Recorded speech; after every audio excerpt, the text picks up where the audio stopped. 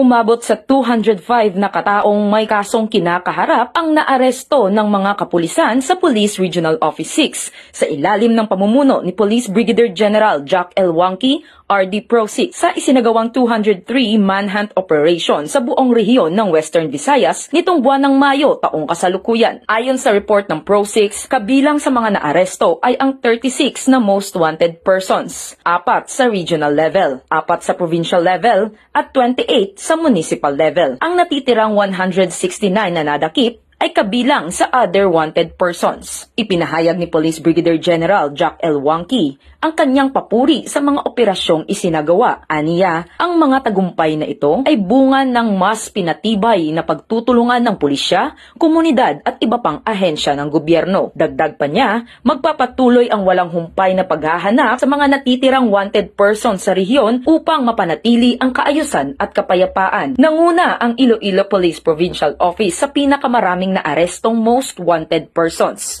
na may 11 huli. Sinundan ito ng Capiz Police Provincial Office na may 8 huli. Kasunod ay ang Iloilo City Police Office na may 7 huli. 5 naman sa Aklan Police Provincial Office. 4 rin ang nahuli ng Antique Police Provincial Office at 1 sa Guimaras Police Provincial Office. Sa other most wanted person naman, muli ring nanguna ang IPPO sa 63 na naarestong individual o katumbas ng 30.7% ng kabuuang bilang.